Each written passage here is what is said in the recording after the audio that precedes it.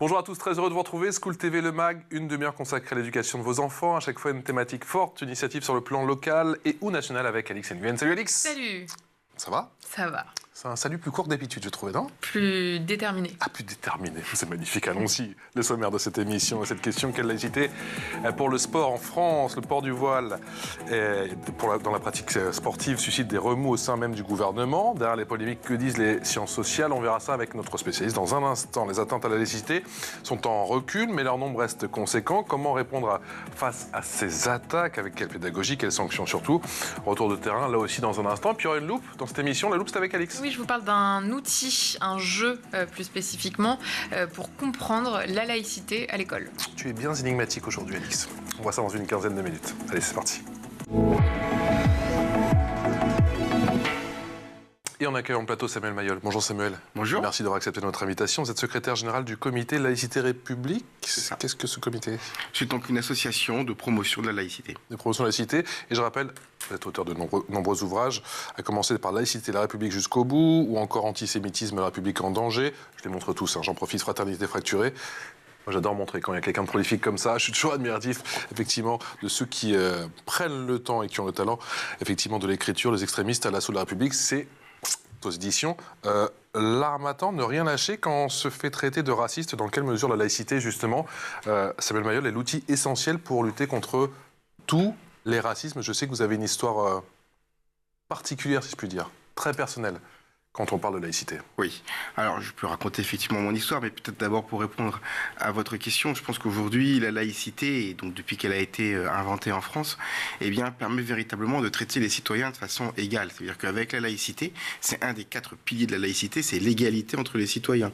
C'est-à-dire qu'on n'essentialise pas un citoyen, une personne dans notre pays, en fonction de sa religion, elle n'est pas identifiée à ça, mais en tant que citoyen. En 2025, Samuel Mayol, ça reste un outil puissant? En 2025, c'est un outil, pour moi, majeur de l'égalité entre les citoyens.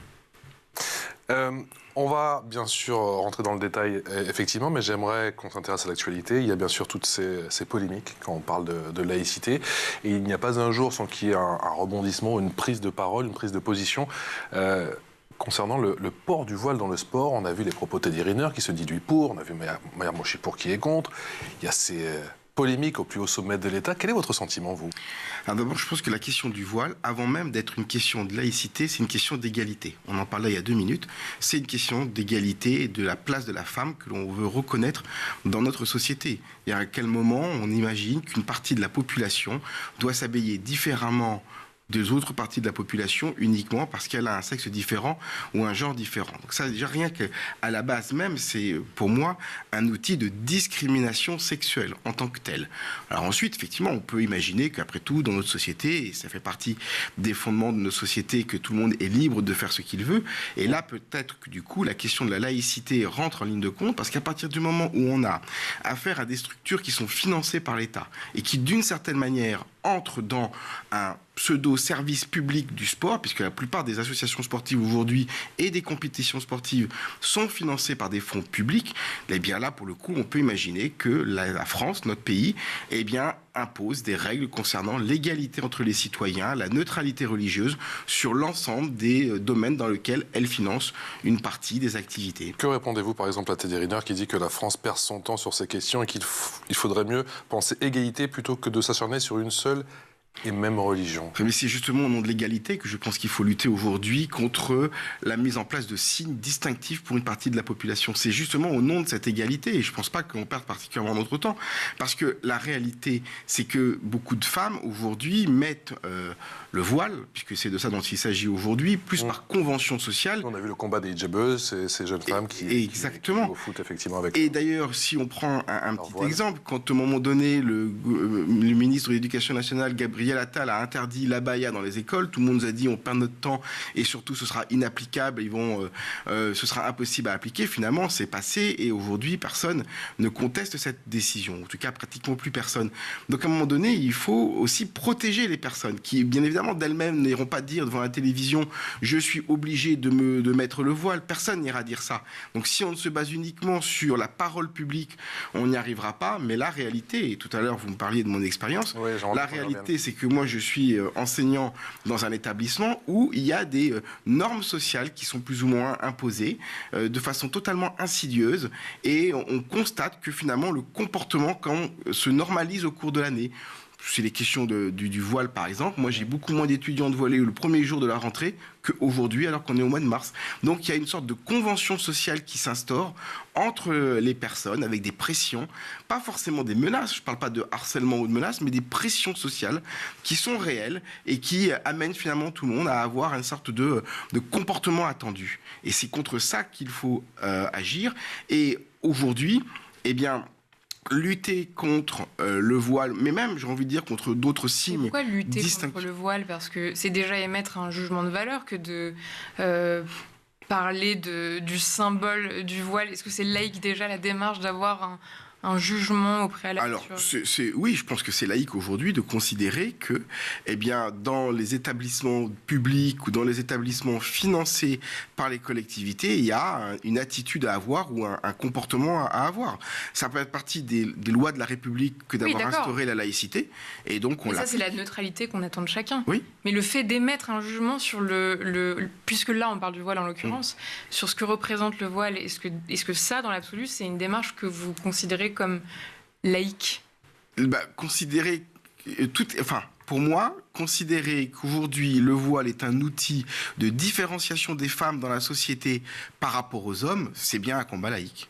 Et on ne peut pas, d'ailleurs, en tant que féministe, je pense qu'aucune féministe digne de ce nom ne peut revendiquer le voile comme un outil du féminisme. C'est au contraire un outil d'oppression. Ça n'engage que vous.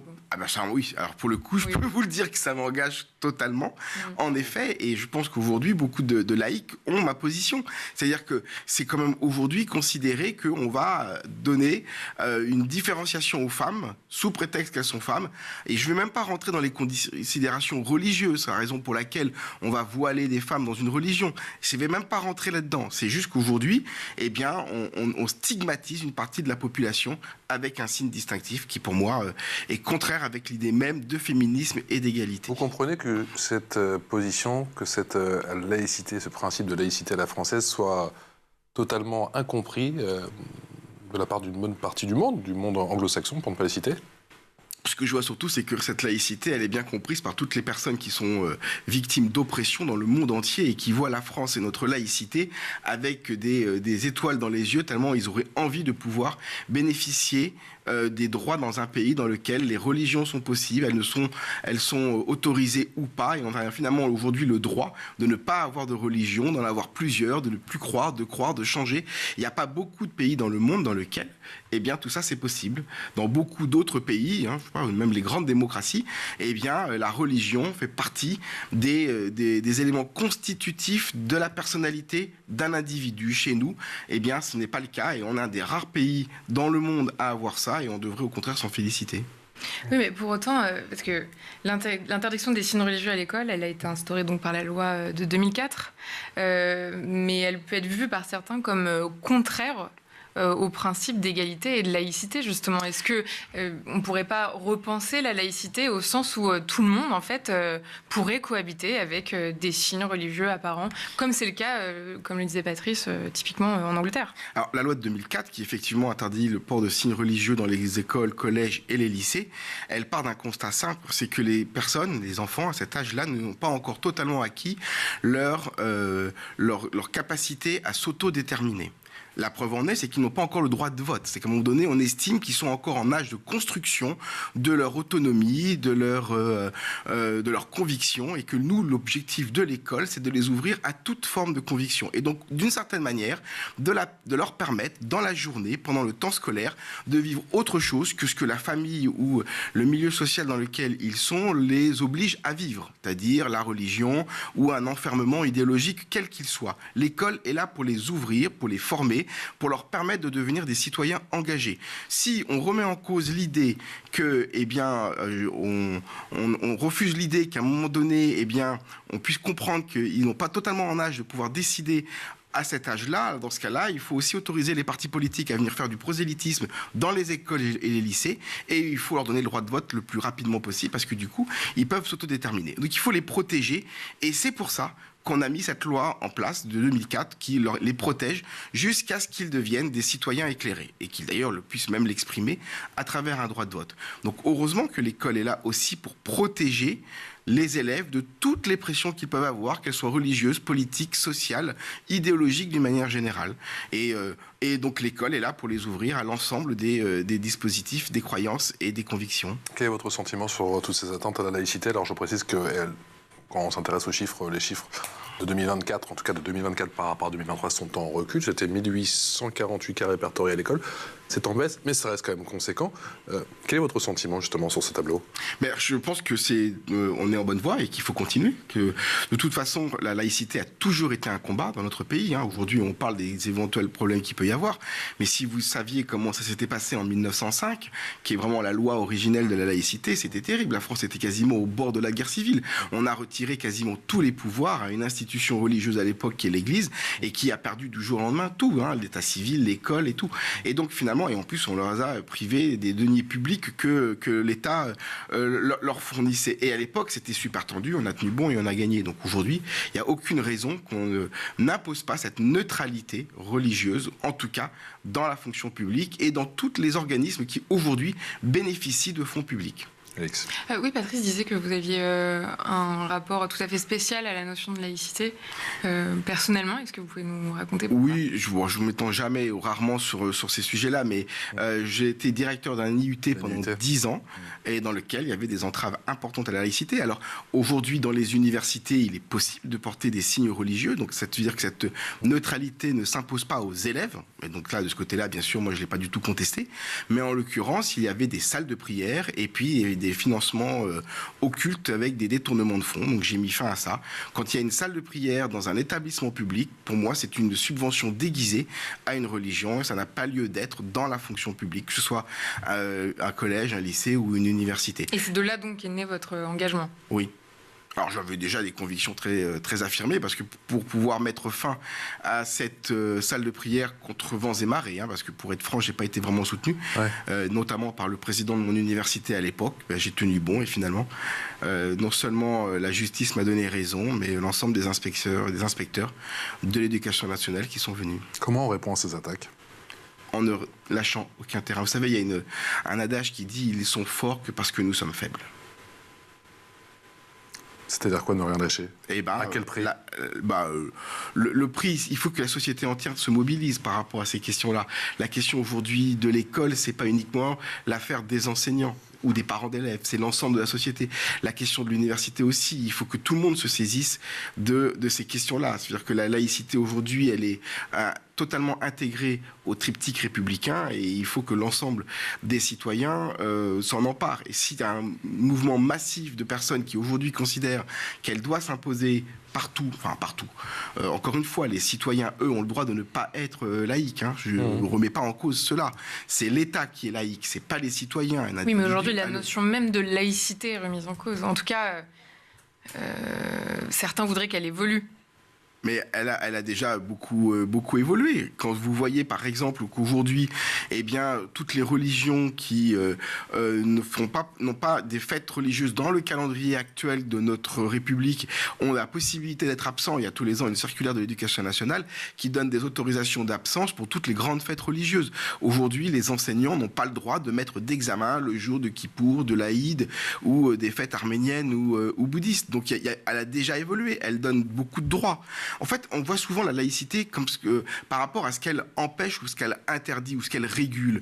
La réalité, c'est qu'elle n'interdit pas grand-chose, elle veut juste séparer. Et il y a une différence entre interdire et séparer.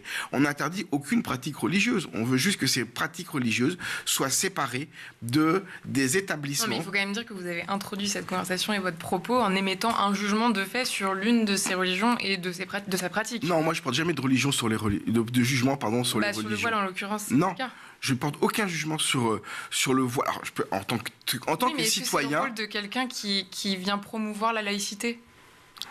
De porter un jugement. Oui. Mais quand on m'interroge sur la question du voile, c'est pour ça que j'ai dissocié ma réponse. J'ai dit il y a deux possibilités. Soit c'est sur la question de la laïcité qu'on intervient, et auquel cas, pour les citoyens, le voile est bien évidemment autorisé et ne pose aucun problème. Mais par contre, il peut poser un problème dans l'ensemble des événements, établissements financés par les fonds publics.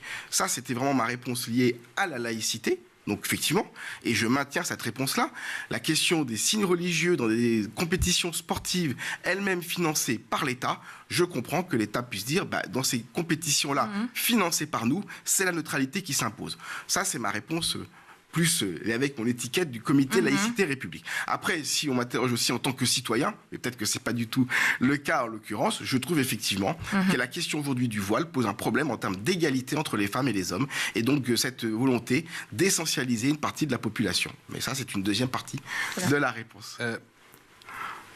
Quelle pédagogie vous semble la bonne à l'école? Est-ce que vous avez aujourd'hui des professeurs qui essaie de vous joindre ou qui vous appelle pour vous dire écoutez, aujourd'hui, Samuel Mayol, je vous joins, je connais votre histoire personnelle, j'ai peut-être lu vos écrits et aujourd'hui, je me sens pas forcément soutenu et j'ai besoin d'être conseillé. Ah oui, ça m'arrive très, très, très régulièrement, notamment dans les universités. Ils ont peur ils ont peur, ils sont pas soutenus, ils s'auto-censurent, ils reçoivent des menaces, de la menace des parts d'autres enseignants, de la part d'étudiants, et souvent, eh bien, les responsables universitaires ne prennent pas la mesure de la gravité de ce qui s'y passe et donc ne les soutiennent pas.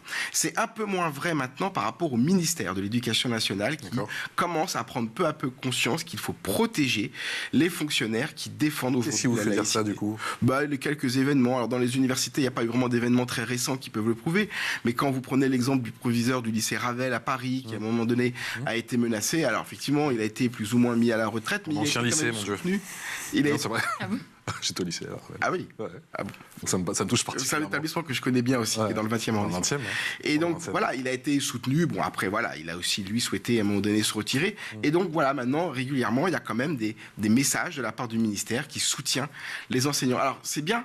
Après, ce qu'il faut, c'est vraiment pouvoir les défendre et surtout, eh bien, peut-être mieux former. Alors aujourd'hui, on forme les enseignants dans les INSPE. Mais il y a beaucoup d'autres personnels de l'éducation nationale qui ne sont pas forcément formés. Je pense aux surveillants, aux pions, à tout le personnel qui agit au quotidien vis-à-vis des élèves. Et c'est presque eux qui sont, enfin, c'est pas eux qui sont plus en contact, mais ils sont souvent en contact. Et donc voilà, il faut aussi les accompagner, les aider et les former. Et puis donc continuer à faire de la pédagogie auprès des élèves, surtout en montrant ce que la laïcité permet aujourd'hui. Et elle donne des droits immenses par rapport aux droits que d'autres pays donnent aux élèves qui n'ont pas la laïcité. C'est l'heure de la loupe, vous restez avec nous. Samuel Mayol, la loupe, c'est avec Alix, on y va. Et Alix, aujourd'hui, tu nous parles d'un jeu pour comprendre la laïcité à l'école. Tout à fait. L'ambition est d'offrir aux élèves un cadre pour découvrir et comprendre la diversité de croyances, tout en restant fidèles aux valeurs de l'école républicaine. Depuis 2014, l'association Enquête s'attelle à cette mission avec un outil pédagogique original, l'arbre à défi.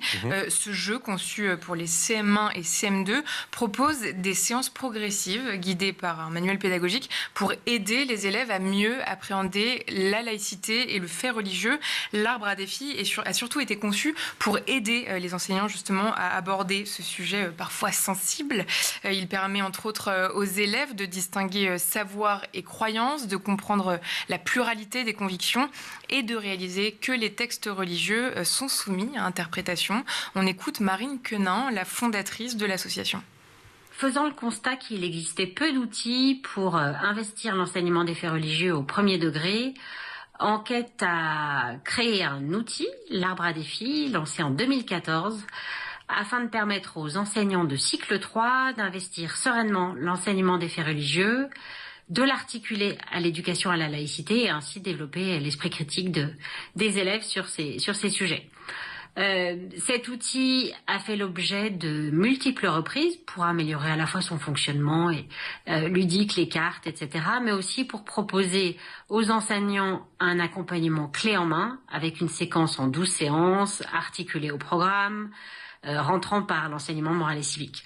Cela a été rendu possible par à la fois une thèse qui a été soutenue en 2018 sur une analyse des pratiques enseignantes de cet enseignement, mais aussi les multiples échanges qu'on a eus avec des enseignants qui utilisaient l'arbre à défis. Et d'autre part, le temps nous a permis aussi de proposer une formation en ligne à sa prise en main qui permet notamment de travailler le positionnement et les questions de pédagogie et de neutralité. Et alors Alix, on connaît même l'impact de ce jeu, ça a été mesuré scientifiquement ? Oui, et les résultats sont parlants. Sur la période 2022-2023, une étude de l'OCDE a évalué les effets de ce programme sur 1800 élèves de CM1 et CM2. Le nombre d'élèves capables de distinguer savoir et croyance a augmenté de 30%. La confusion entre origine et religion, comme entre arabes et musulmans ou juifs et israéliens, a diminué d'un tiers. Le rejet de l'athéisme a reculé de 30%. 30% d'élèves en plus étaient prêts à s'opposer à une tentative d'imposition religieuse. Et puis, un tiers d'élèves, en plus, ont compris la laïcité comme la liberté d'avoir ou non une religion et d'en changer. Samuel, est-ce que les enseignants disposent aujourd'hui de suffisamment d'outils pour aborder ces sujets en classe? Et si oui, est-ce que vous en connaissez d'autres que cet arbre à défis? Des outils pédagogiques comme ça, il n'en existe pas véritablement. Aujourd'hui, ce que l'Éducation nationale met à disposition des enseignants sur les différentes plateformes, c'est des textes, c'est des vidéos, c'est des éléments comme ça, mais pas véritablement des outils très ludiques comme des jeux de société. Et je trouve qu'effectivement, ça peut être une très très bonne initiative. Après, les outils, on les connaît malheureusement. Vous savez tous que Samuel Paty avait utilisé un des outils mis à la disposition de l'Éducation nationale. Alors, pas tellement pour parler de laïcité, mais plutôt de liberté d'expression à travers une caricature de Charlie Hebdo. Et on a vu comment ça s'était terminé pour lui. Donc, il y a des outils aujourd'hui, mais il n'y a pas vraiment d'outils ludiques tels qu'on peut les imaginer. Et je trouve que cette initiative-là est très pertinente. Vous dites quoi aux parents qui vous disent peut-être qu'ils aimeraient enseigner la laïcité à leur tout petit? On peut commencer à enseigner ce principe à la française. À partir de quel âge, d'après vous? On peut en parler dès le plus jeune âge. Moi, j'en ai parlé à mes enfants. Ouais. C'est quoi, des 3 ans, 4 ans Oui, à partir du moment où vous commencez à leur expliquer un petit peu dans quel pays ils sont et quels sont les principes fondamentaux de notre pays. Enfin, je veux dire, aujourd'hui, la France permet des droits. Et moi, je pense qu'il faut véritablement... Ça paraît si compliqué aujourd'hui, ça a l'air si tendu que c'est vrai que quand vous me dites qu'on peut... Et après, c'est peut-être plus facile qu'on l'apprend. Parce qu'un enfant, dès le plus jeune âge, il sait ce qu'il a le droit de faire et de ne pas le droit de faire. D'ailleurs, il le revendique lui-même. J'ai le droit, j'ai pas le droit. Donc voilà, il faut. Ouais, les mères revendiquent tout, je vous assure. Donc, vous connaissez. Après, bien évidemment, il faut que ce soit adapté à chaque âge. Bien évidemment, il ne s'agit pas de leur parler de la loi de 1905 quand ils ont 3 ans. Ça va être un peu compliqué. On va attendre un petit peu. Mais il faut attendre encore un petit peu. Mais voilà, je pense qu'il faut d'abord et avant tout montrer les droits que permettent la laïcité. Et ça, on les oublie souvent. Et on ne parle que des contraintes. Mais comme dans tout principe républicain, il y a des droits et des devoirs. Et avant de parler uniquement des devoirs, il faut aussi aborder la question des droits. Et le jeu, c'est important, effectivement. Alix nous présentait ça, la notion de... que ce soit ludique quand on explique les choses, surtout sur un thème qui peut être, encore une fois, et on le dit, qui est délicat en 2025. Bien sûr, je pense que tout outil est dédramatiser.